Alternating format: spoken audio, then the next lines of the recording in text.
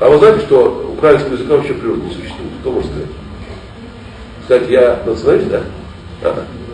У меня украинский род тоже есть, поэтому я не могу быть националистом в Украине, потому что у меня бабушка украинка, с одной стороны, с материнской линии.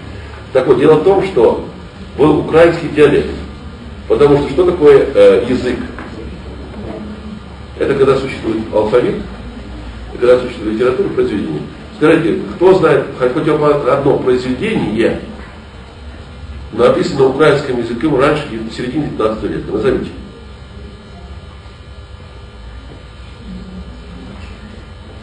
Кто знает хоть одно?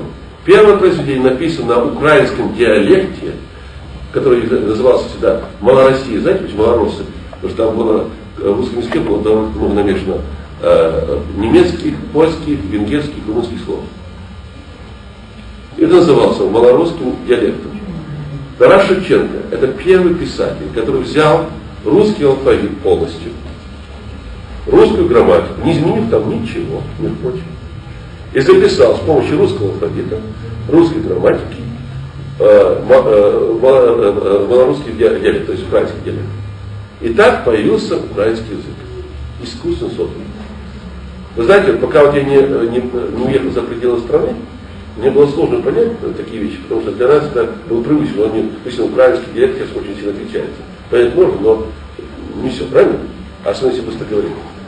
Но вы знаете, что самое мне больше всего удивило? Допустим, в Америке там все говорят на английском, плохом или хорошем, на английском, потому что кто умеет, да? Кто не умеет, говорит на своем. Ну вот, там не такая картина была. Но вот, допустим, в Германии, у меня просто есть люди, немцы, и когда я с ним беседовал, я был поражен. Мне заявили, что, допустим, восточный немец почти не понимает западного, южный не понимает северного, и каждый из них наоборот. То есть у них, они все называют себя немцами, как единый народ, потому что у них алфавит, то есть какая грамматика одна, но они почти не понимают гораздо больше различий, чем между украинским и русским языком. Неплохо? Но они называют себя одним народом немецким. В Англии, если вы отъедете от Лондона на хотя бы 100 миль от Лондона, вы ни места не поймете, что он говорит по-английски. Потому что язык такой, это там не велесский язык, велес, так сказать, долго так сказать, разговор.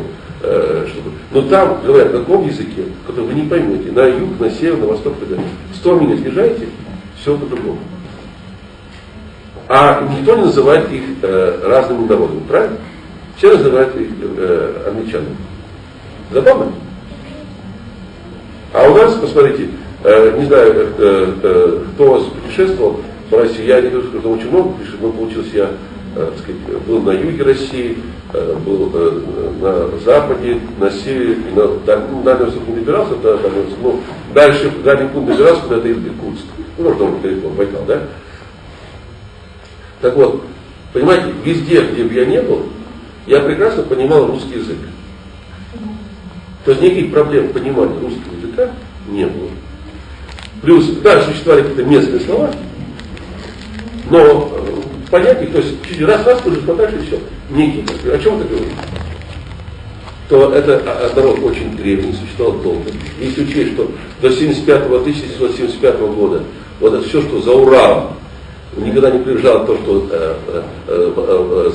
западнее Урала, это были две разные страны, ну язык-то абсолютно тождественный.